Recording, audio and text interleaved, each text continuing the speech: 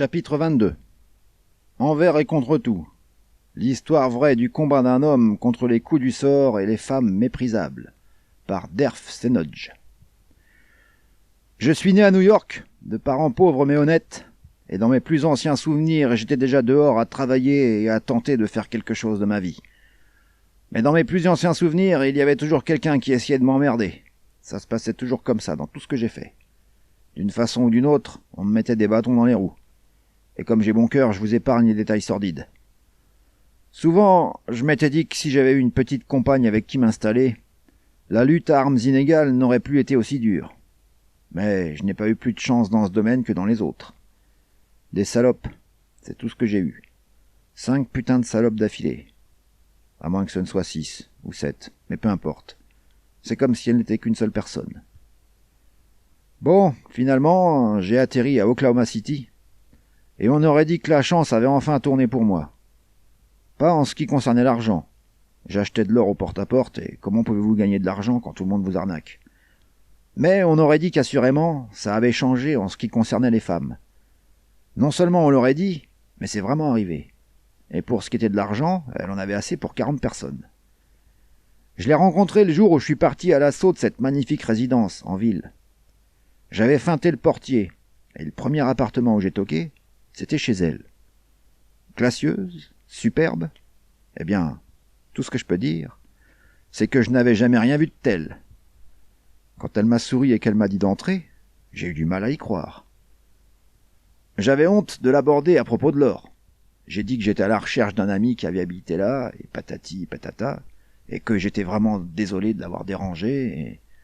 Allez, elle a ri, mais sans se moquer de moi, vous voyez, avec de la gentillesse et de la sympathie. Vous n'avez pas à vous excuser pour votre boulot. Ce qui me dérange un peu, c'est de voir un gentleman avec tant de personnalité et d'évidentes compétences exercer ce genre de... Eh bien, dis-je, ce n'est que temporaire, voyez-vous, j'ai eu quelques revers de fortune et j'ai dû me rabattre sur ce que j'ai pu. C'est bien malheureux. Vous allez vous asseoir et je vais vous servir un bon verre. Je me suis assis sur un canapé qui devait valoir dans les 2000 $.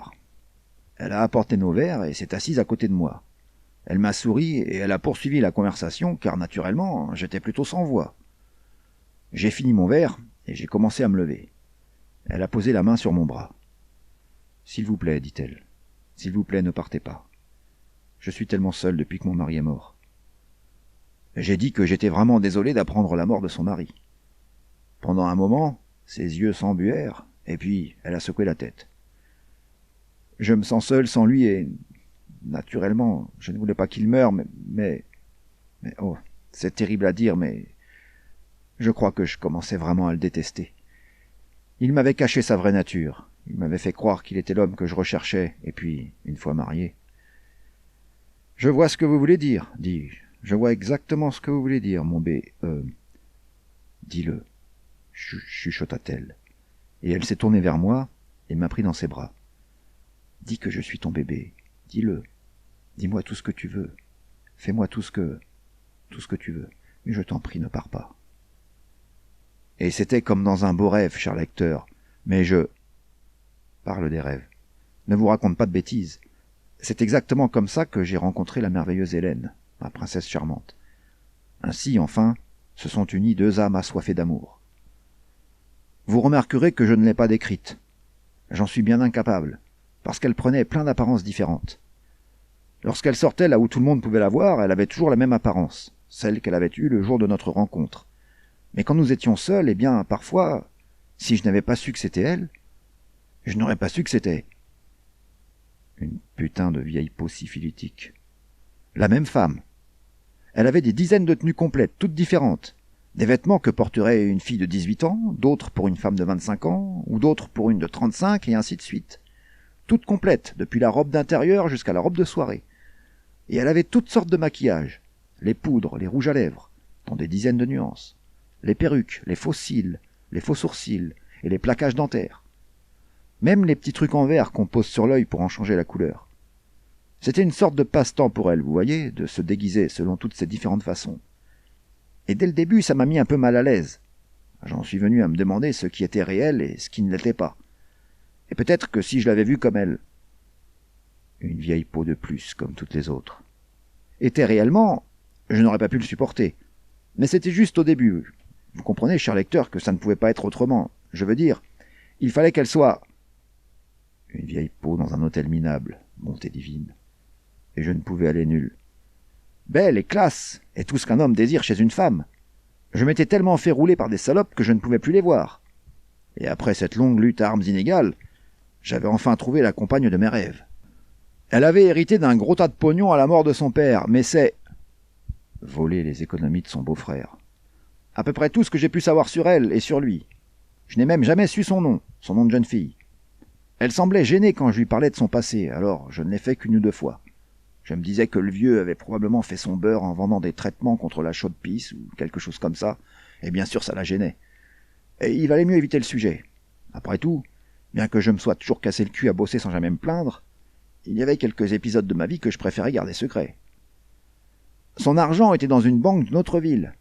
Précisément où? Caché dans le matelas. Je ne le sais pas, mais elle tenait tellement à cacher son nom de jeune fille qu'elle n'a jamais signé le moindre chèque ici, ni laissé sa banque lui envoyer de l'argent. Chaque fois qu'il lui en fallait, elle sautait dans un avion pour aller en retirer et elle rentrait le soir même. Un matin qu'elle était partie en chercher, cette histoire est sortie dans les journaux. Une histoire à propos de gens que je connaissais. Et j'ai... Waouh! Du vin et de l'herbe. Youpi! Rigolé tellement fort quand je l'ai lu que je m'en suis presque pété une côte. J'ai passé la journée à la lire et à la relire. Et à chaque fois je rigolais. Protégé maintenant. Protégé avec une vieille peau, dans un hôtel minable. Encore plus fort. L'affaire du kidnapping dans la famille Stirling, il y a 20 ans de cela, semble être aujourd'hui résolue, avec l'arrestation d'un ancien gérant de magasin, connu également pour avoir été l'associé du tristement célèbre gang des Faraday. Le suspect se nomme H.G. Staples. Il est âgé de 55 ans. Plus de 90 000 $, sur les 100 000 $ de l'argent de la rançon, ont été saisis dans sa luxueuse suite d'hôtels à Sarasota, en Floride. Il y a 4 mois de cela, l'attention des autorités se porta pour la première fois sur Staples lors du dépôt, sur le compte du magasin qu'il gérait alors, de coupures provenant de l'argent de la rançon, pour un montant de quelques centaines de dollars. Supposant que ce dépôt pouvait être un coup de sonde, les officiers de police ont reporté son arrestation jusqu'au moment où il mettrait en circulation des sommes suffisamment importantes pour pouvoir définitivement l'incriminer.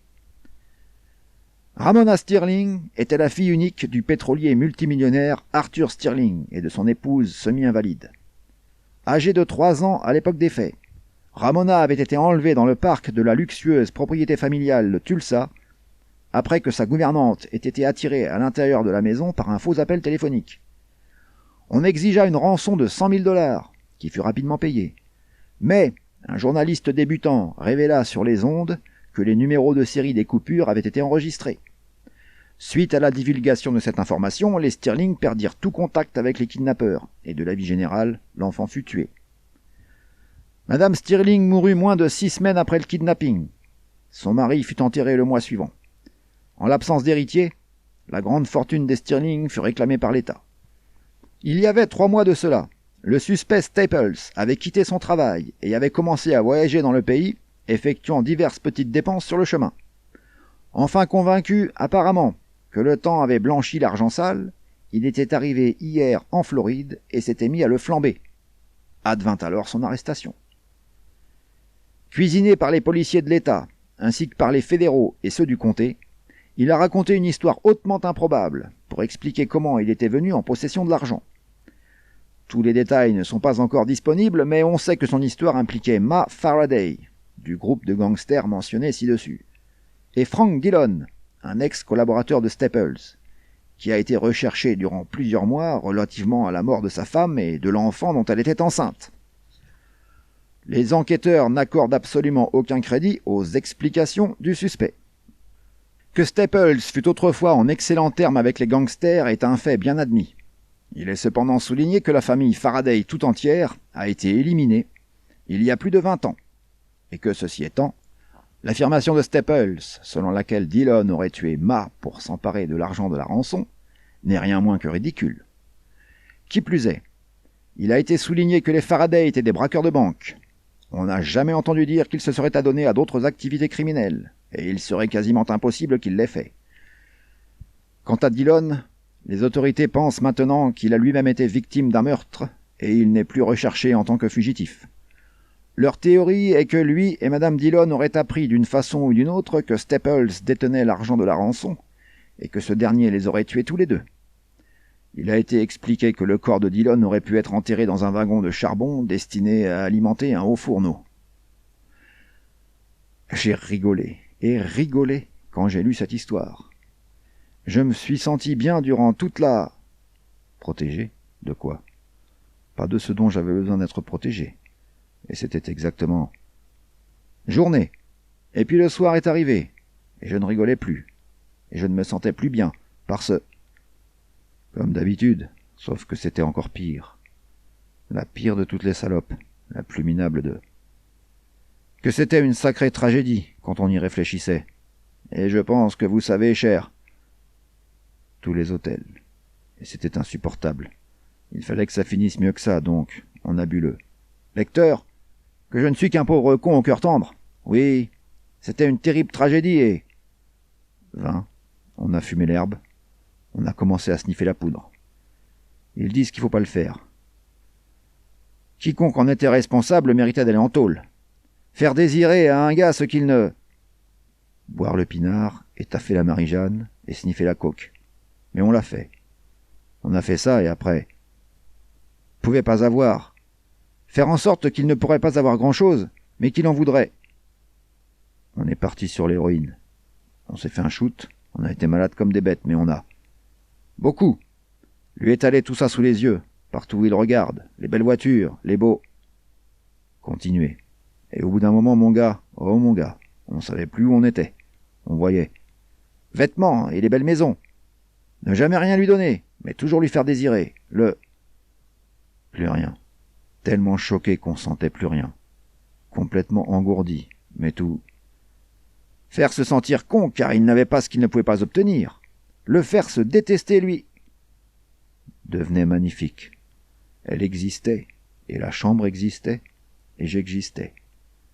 C'était comme ça que ça... Même. Et si un gars se déteste lui-même, comment peut-il aimer quelqu'un d'autre? Hélène devait finir, si on n'avait jamais connu ça avant. Et on a encore creusé dans le matelas, et le... Est rentrée à la maison, la princesse de mes rêves, et elle a vu que je n'avais pas le moral, alors. Groom nous a encore amené de la cam. Hélène vomissait beaucoup, mais ça ne semblait pas. Elle m'a préparé un grand verre, et juste après, j'ai commencé à me sentir cotonneux. Je voyais... La déranger, et ça ne me dérangeait pas non plus. Même le vomi était magnifique, comme tout. Tout ce qui se passait. Je pouvais entendre et parler. J'étais vraiment bien réveillé, mais... Le reste... C'était la plus belle femme du monde, et tout ce que je voulais, c'était faire quelque... Pourtant, je me sentais endormi. Et si ça n'a aucun sens, je n'y peux rien. Je suis allé m'étendre. Chose de bien pour elle, lui montrer à quel point je l'appréciais et je l'aimais, et je n'avais... Sur le lit. Et elle est venue s'asseoir à côté de moi. Elle avait une grande paire de ciseaux à la... Qu'une seule chose. La seule chose, je pense, que j'ai jamais donnée à une femme. C'était tout. Main, et elle coupait les pointes de ses cheveux, tout en me regardant. Et je la regardais et... Ce que j'avais. Je n'avais jamais eu rien d'autre à donner. Et j'avais peur qu'elle puisse là... Mes paupières se fermaient. Et elle s'est donné l'apparence de Joyce, et puis de Mona, et... Refusé, mais il fallait que je lui offre. Elle était toutes les femmes du monde rassemblées dans... Puis, de toutes les autres. Elle a dit que je l'avais déçue, que j'étais devenu comme tous les... Une seule femme. Je ne pouvais donc pas faire moins que ça.